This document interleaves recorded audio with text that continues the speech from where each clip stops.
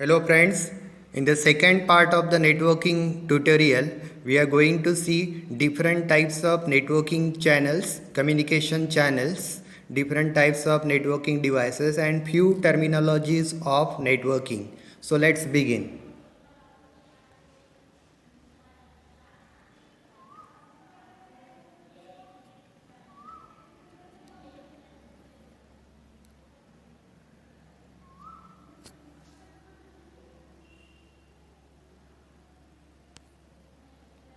So already we have seen the definition of network, need for networking, network goals in the previous tutorial, then applications of networks, and the history of networking and history of internet already we have discussed in the previous video.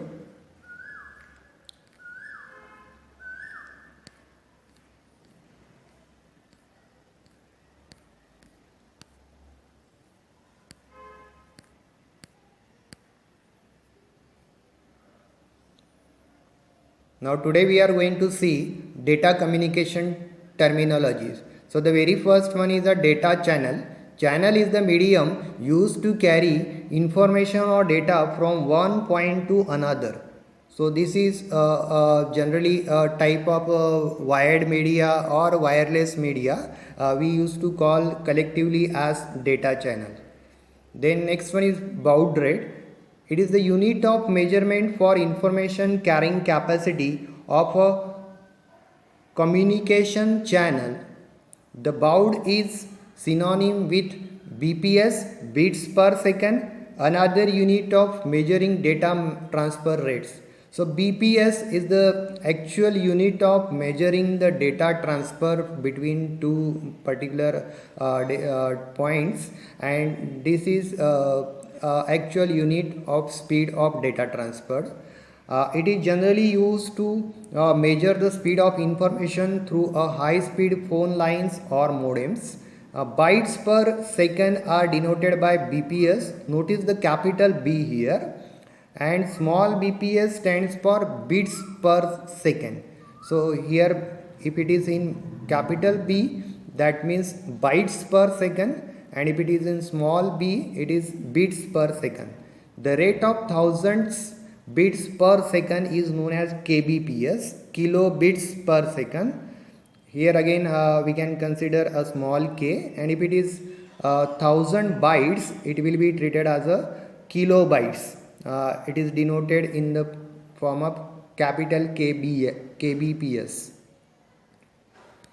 A rate of million bits per second is mbps, megabits per second, since m is small here, and if it is capital M, then it will stands for million bytes per second. Then the next terminology is bandwidth. Technically, the bandwidth refers to the difference between highest and lowest frequencies of a transmission channel. Or in other words, the bandwidth refers to the width of allocated band of frequencies to a channel. Now if you see about the different types of channels, few may work on a digital signal, few may work on an analog system. So the bandwidth, its meaning is different in that way. If we think about analog system, it will be measured in terms of frequency unit as hertz, kilohertz.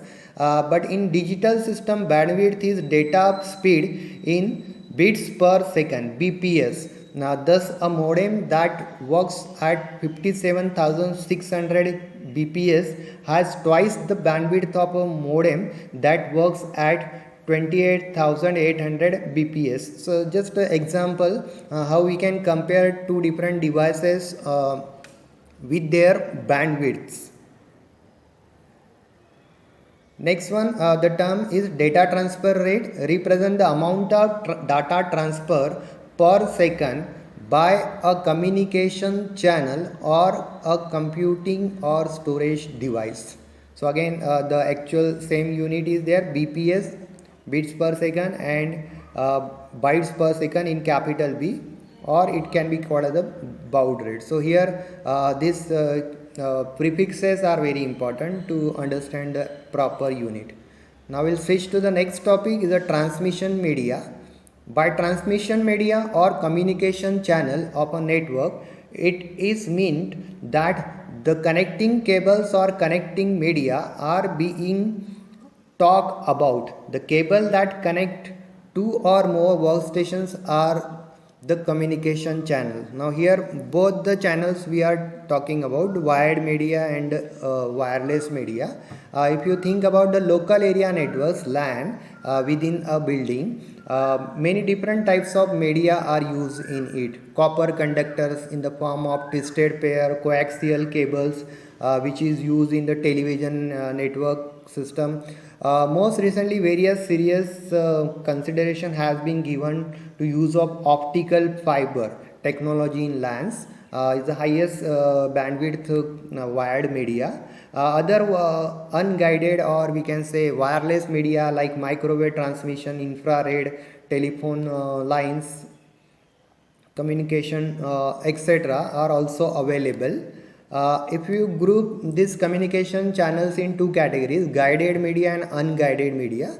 Guided media includes the cable, wired media, and unguided media includes the waves, that is wireless media through air, water, or vacuum, we can say. Microwaves, radio waves, satellite signals, all these are treated as a unguided media. So we'll go to the very first guided media is a twisted pair cable, most popularly commonly used wire media for data communication application. It is twisted pair cable. As a voice grade medium VGM, it is basis for the most internal office telephone wiring. As I said, many terminologies we come to know, and we have to remember the long forms of that terminologies because there will be a question of expand particular terms. So maybe 25 to 30 terms will come, so you have to note it down in your notebook and remember that. Okay, so here we are talking about the twisted pair cable. There is one terminology is crosstalk.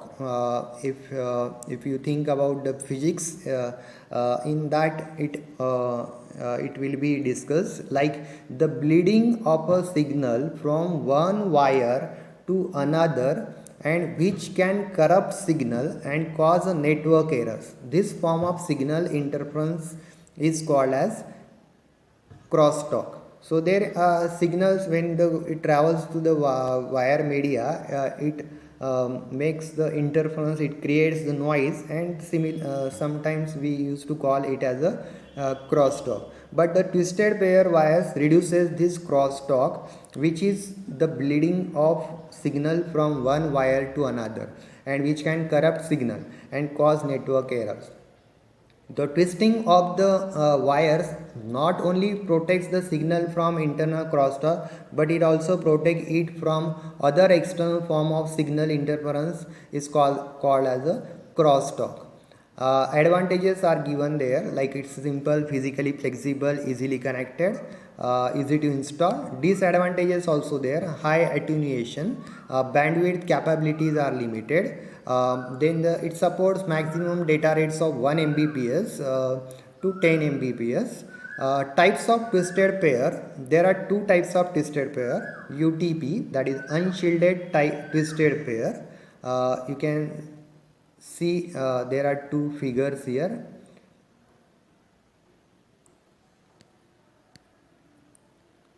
This is unshielded twisted pair, the first one, and other one is a shielded twisted pair. So you can see the pairs are shielded with the protective jacket there, and next one is a shielded twisted pair. If you are aware about the LAN cables, the commonly we are using Cat5, Cat6 cables. So these are coming under the unshielded twisted pair, Cat1, Cat2, Cat3, Cat4, Cat5, and these are having their own bandwidth, and the transmission up to 4 Mbps, 10 Mbps, 1000 Mbps, like this as per the category of cables you are using.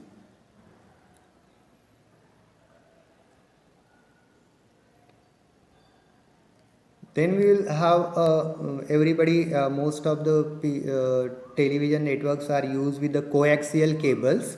Coaxial cable consists of solid wire core surrounded by one or more foil or wire shields, each separated by some kind of plastic insulators. So you can see in the figure, there is a conductor inside, then comes the insulator and the wire mesh, and other one more outer shield will be there. So that is a coaxial cable. The advantages, data transmission characteristics of coaxial cables are considerably better than those of twisted pair cables. Coaxial cables can be used as basis for shared cable network, and the coaxial cables can be used for broadband transmissions.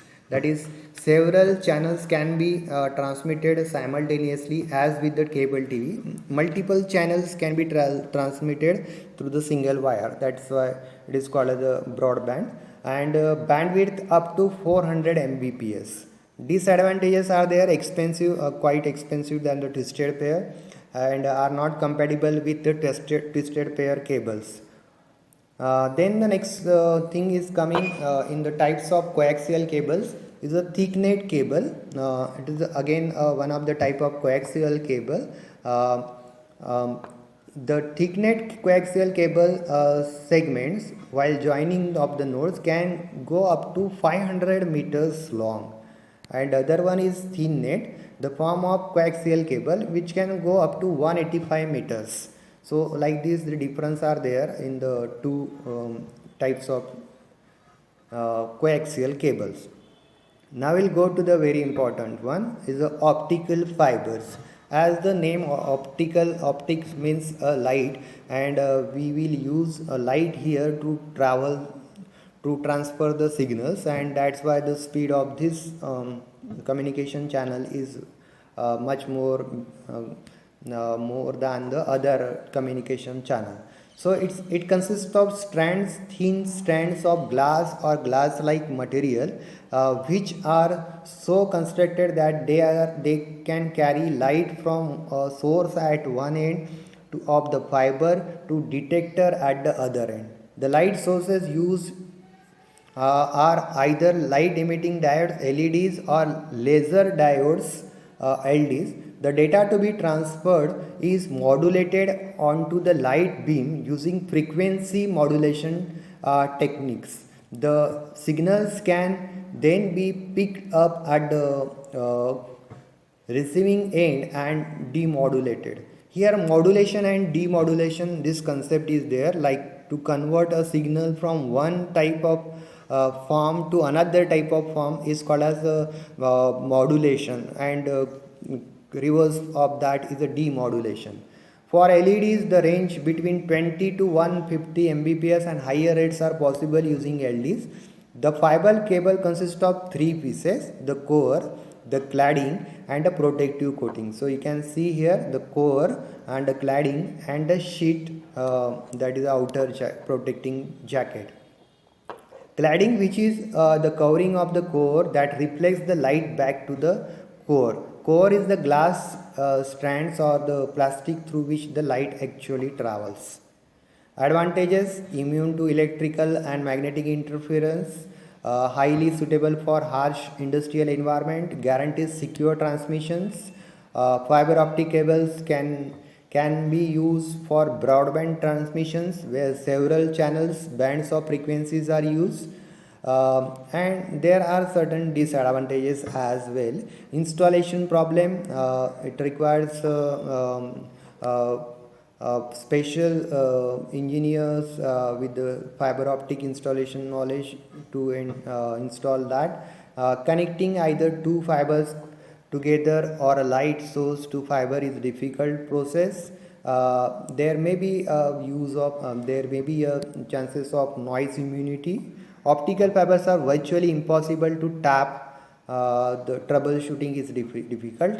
Light can reach the receiver out of phase sometimes. Connection losses are common problem. Fiber optic cables are more difficult to solder and they are more expensive of all the cables.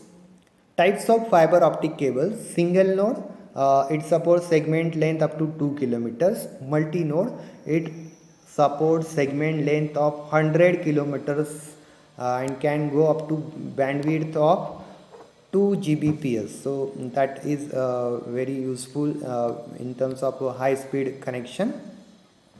Now we'll see in a short the comparative study of guided media like twisted pair, coaxial cable and a fiber optic. In the table it shows the subtypes as well: unshielded twisted pair, STP shielded twisted pair, thick net, thin net, single node, multi node, and maximum length of segment that can reach we can have that type of cable, and its bandwidths are given here. So if it comes from the lower bandwidth to the higher bandwidth, like fiber optics can go up to 2 Gbps like that, and their comparative in terms of cost and other installation is also discussed here. So remember, sometimes there will be a question of difference between the two types of communication channel. Now we'll switch to the unguided media. Unguided media is a microwave, terrestrial microwave. Microwave signals are used to transmit data without the use of cables. The microwave signals are similar to the radio and television signals and are used for long distance communication. The microwave transmission consists of transmitter, receiver and the atmosphere. So these three things are very important. If you think about the radios which we are using, it works as a receiver, and there are the dish antennas that can work as a transmitters, and through the air media this through the atmosphere it travels. If you see about the advantages, it is cheaper than digging trenches for laying cables and maintaining repeater. It offers freedom from the land acquisition rights that are required for laying the cables. It offers ease of communication over difficult terrain in the hilly areas as well. Microwaves have the ability to communicate over oceans. Disadvantages are